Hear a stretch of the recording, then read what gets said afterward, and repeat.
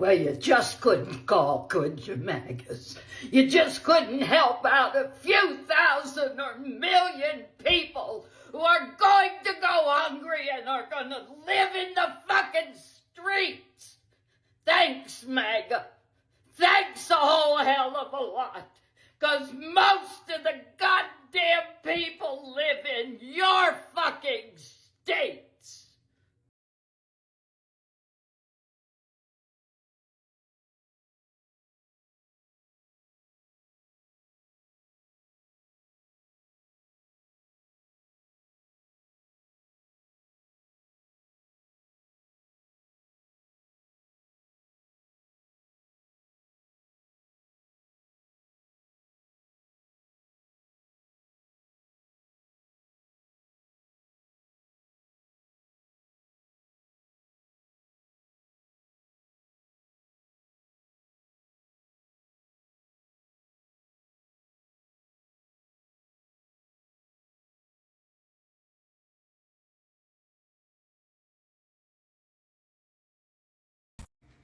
Hi, I live in the middle of a very red district of Midland, Texas, that voted about 80% for the Trumpster.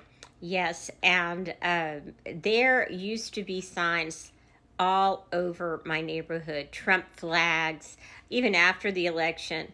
And today I can report that the last Trump flag in my neighborhood has come down with the horrible state that the oil industry is in now. That's what my economy and my city goes on.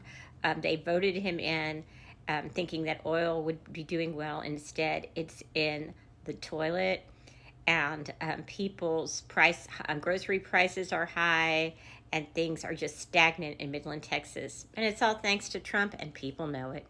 Hi guys, welcome back to Prince Ichie's Unfiltered channel. If you are joining us for the first time, you're welcome to the chaos. To our viewers and our subscribers, we appreciate your likes, your comments, and staying till the end. So guys, let's get into today's topic. Everything is bigger in Texas, including the shock.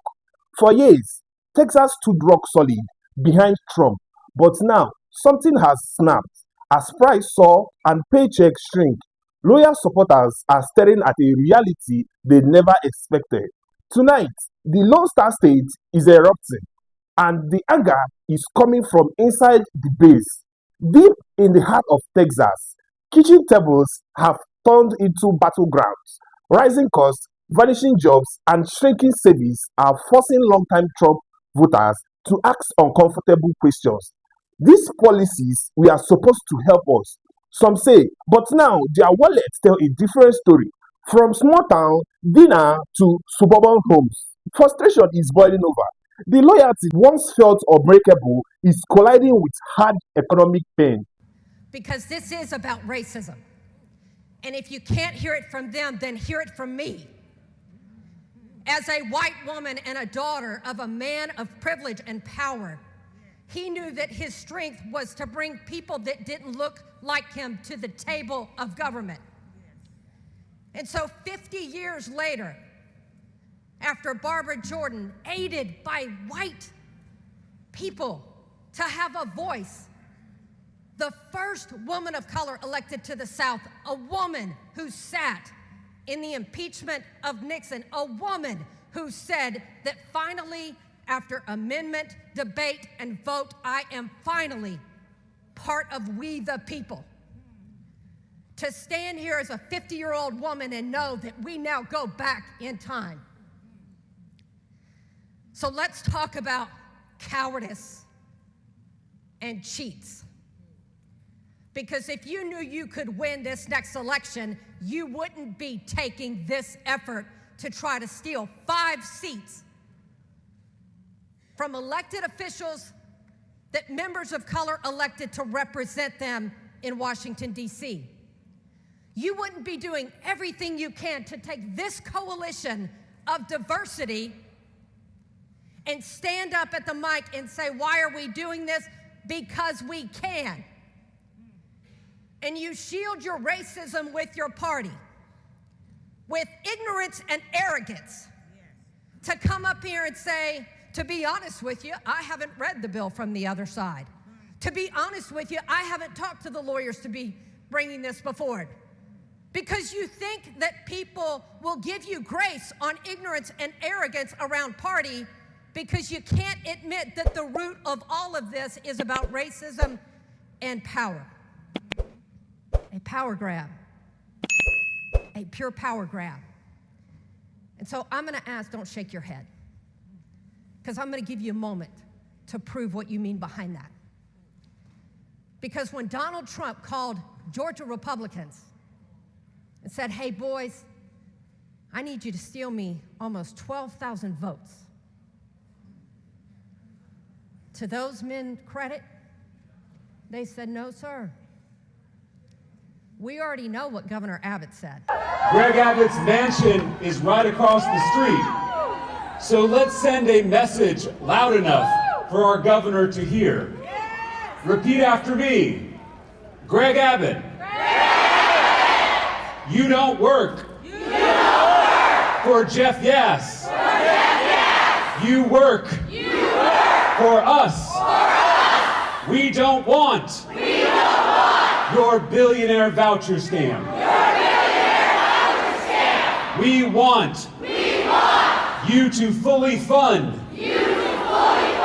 our public schools. If you don't, we will see you at the ballot box. If you measure society by how it treats children, the vulnerable, and the underserved, Greg Abbott's Texas is a colossal failure. Our neighborhood schools are underfunded, and educators go without a raise while we ban books, whitewash history, and lie about global warming. Families struggle to afford food and health care while we turn down billions in federal funds. Maternal mortality is on the rise. Abortion has been banned, and IVF and contraception are on the chopping block. Parents who love their LGBTQ+ children are attacked for simply supporting their kids. Hard-fought gains on voting rights have been rolled back, and gerrymandering has stacked the deck against the people. Kids can't even go to school without the looming threat of gun violence, and even while 1 million Texas children don't have health insurance and rural hospitals are closing at record rates, Greg Abbott has refused to expand Medicaid and bring our tax dollars home to help our neighbors. This is the Texas of Greg Abbott and Ted Cruz. This is the Texas Republican extremists brag about. This is a Texas my Republican grandfather would have been ashamed of. But it doesn't have to be this way. In spite of the bigotry, the hatred, the obstruction, and the corruption that we've seen from our state leaders and from Donald Trump and his enablers, in spite of all of that, I still have hope for better days ahead. I still wake up every day dedicated to building a Texas as good as its promise.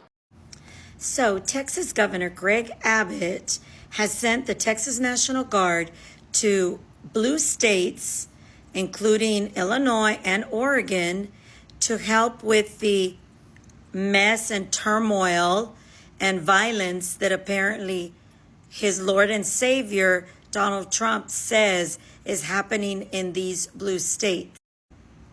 I just have one question for Governor Greg Abbott, because I am a Texan.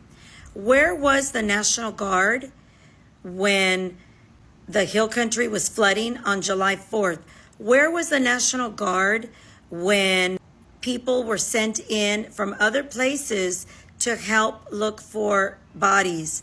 Where was the National Guard when schools were gunned down in Texas?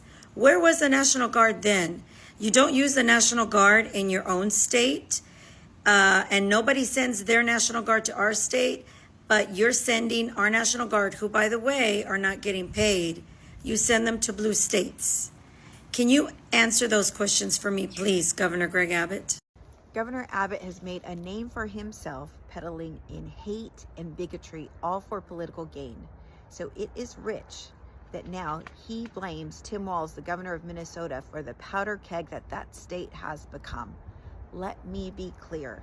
The reason why Americans are angry and in the streets is because we all witnessed with our own eyes Americans being shot and killed executioner style by the government. It is wrong, it is immoral, it is illegal, and it needs to stop. I am Gina Hinojosa, and I'm running to be the next governor of Texas. I am calling on Governor Abbott to stop facilitating what is happening in Minnesota and in Texas and all over this country. These ICE raids, they're being driven by private prison profits. These private prisons have set up in Texas to receive people taken from churches and schools and hospitals and courthouses. These are places that used to be off limits as sensitive locations. It was just decency, humanity that required they be off limits. And it is past time that we return to decency in this country.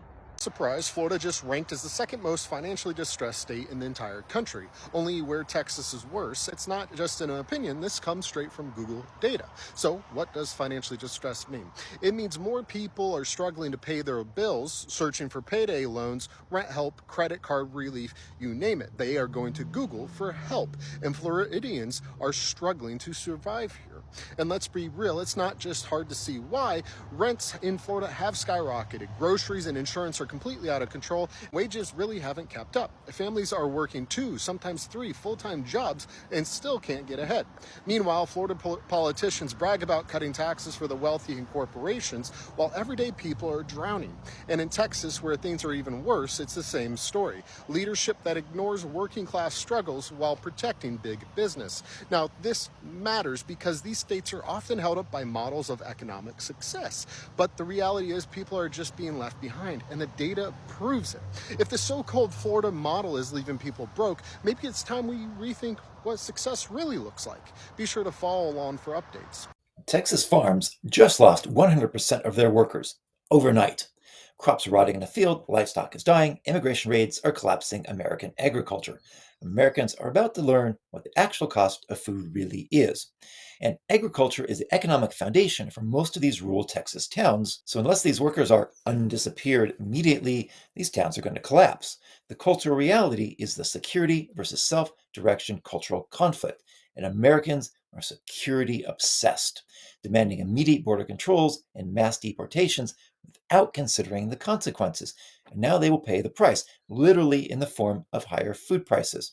America has got to get back to its foundation of self-directed culture, in which states, localities, and individuals make their own decisions rather than being dictated by the federal government. Because the economic reality is that undocumented workers make up 50 to 70% of U.S. agricultural labor, because Americans won't do farm work, and even if they were willing to, farmers can't pay American wages and stay profitable. And we've seen this before.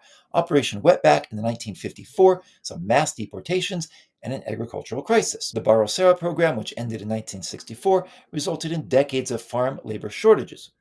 Every immigration crackdown created high food prices because farms had no workers. So what's next? More farms shutting down, ever-increasing food prices, and if Republicans don't reverse this, at a certain point, the U.S. is going to have to import food to feed its own people. Rural Texas voted for Trump, and Texas, you will reap what you sow. Join us for more economic political analysis at culturalperspective.com. Currently, almost no one went to the Texas State Fair this year. Let me tell you, Texas is the #1 most distressed state in people in the United States right now. The people in Texas are the #1 distressed financially right now. #2 is Florida. Florida is #2 where the people are struggling worse than any other state. #1, Texas, the red state. #2, Florida, the red state. Yes, they both voted for Donald Trump. This is a little bit of an FAFO, but this is a sure sign that not only is a recession coming and is already in about 22 states, according to Moody's top economist. I'm going to say it. We are about to experience our first self-inflicted depression. Self-inflicted. Please get your finances in order. Please call your elected officials. Not many people are going to the Texas State Fair this year. Gee, I wonder why. Maybe it's because we're all flat broke and terrified of getting snatched up by Trump's Gestapo mid-corn dog bite. There's something that the fascist millionaire-billionaire class is having a really difficult time understanding right now. When you take everyone's expendable income away, and then you make them all terrified to leave the house. They're not going to buy your shit. Who's going to buy your shit when they don't want to leave their house and they have no money to spend? In the state of Texas, no less. Who in charge of running that state fair thought at any point that this was going to be a bang-up year for attendance? No one's showing up because they know that there's going to be squads of ICE and HSI sitting outside or inside the gates of the freaking fair, and it's unaffordable. We went to the fair, there were people there.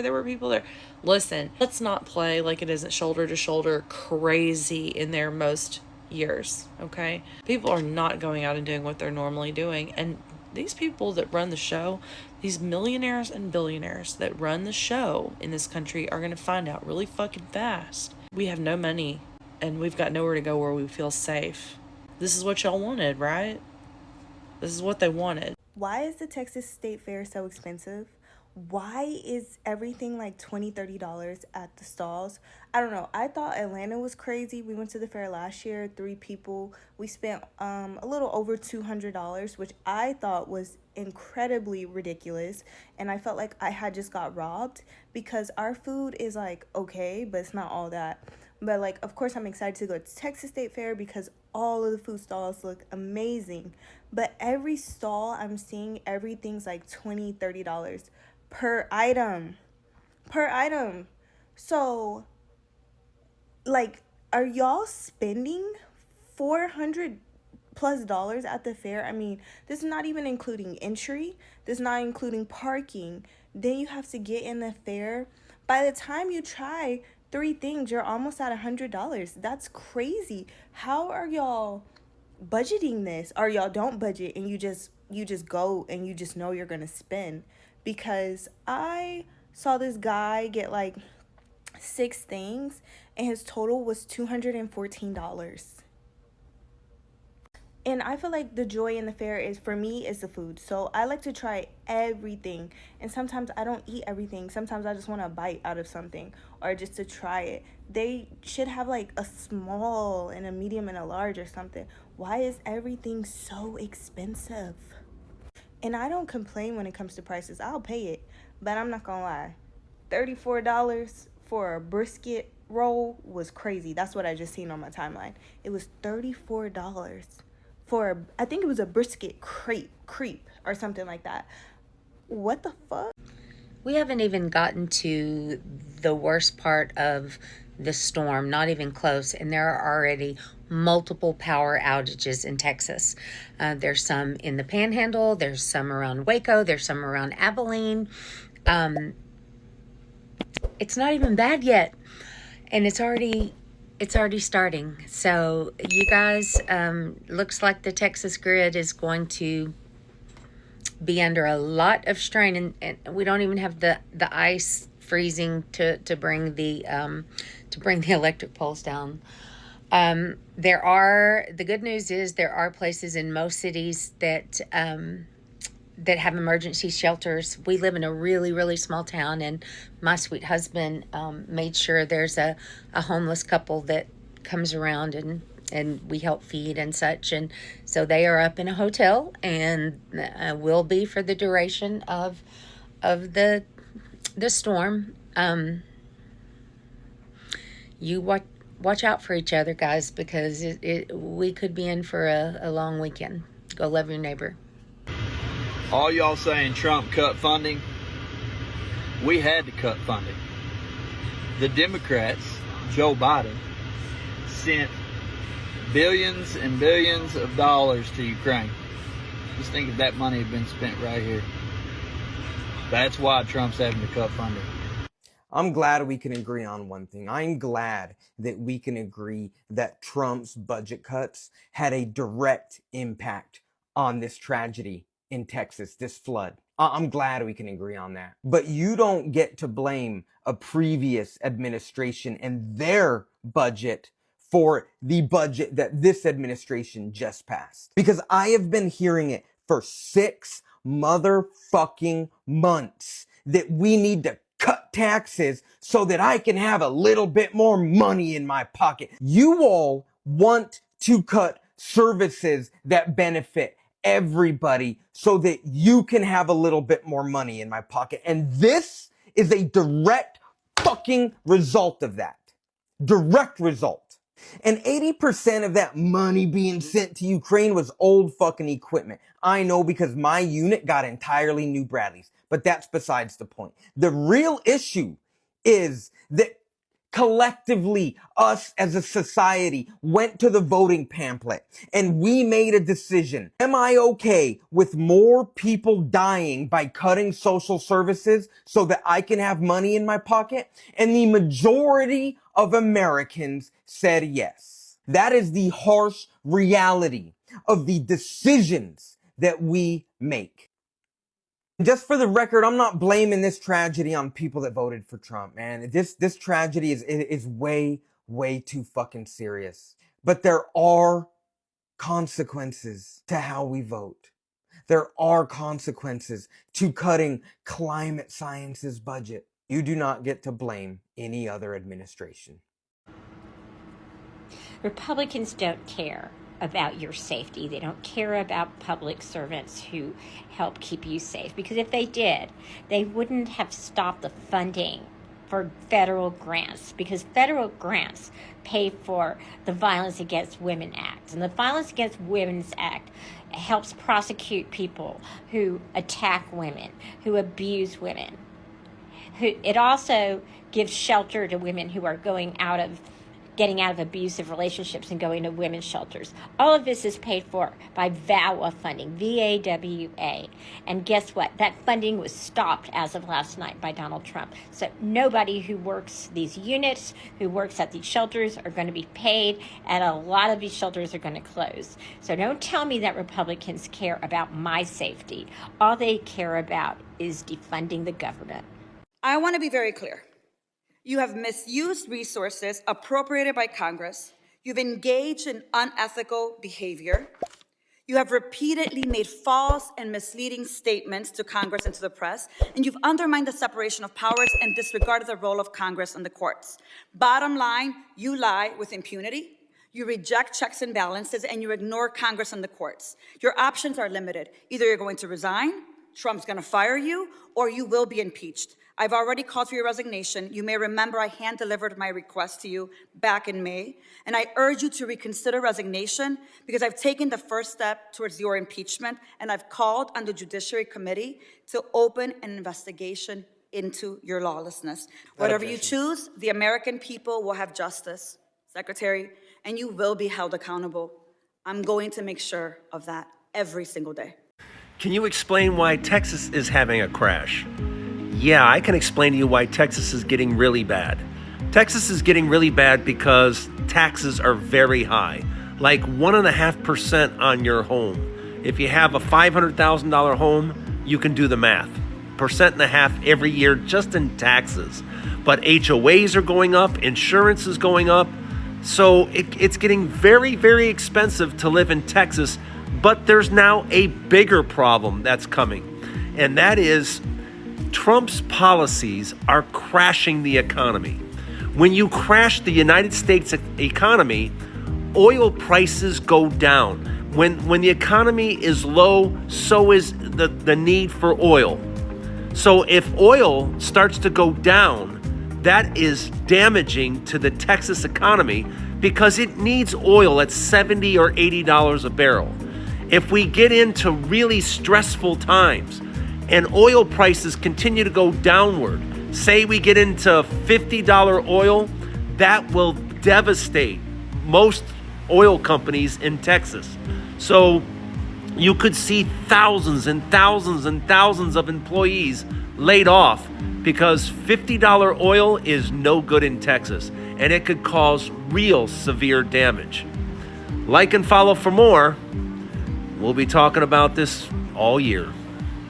We have some news right now. Texas Governor Greg Abbott is now saying, quote, that he will impose a 100% tariff on anyone moving to Texas from New York City after polls close tomorrow night. Now, I don't know if this is a joke or not, but it is blatantly unconstitutional. The governor of one state cannot impose a tax on people coming from another state. It is unconstitutional and it is discriminatory.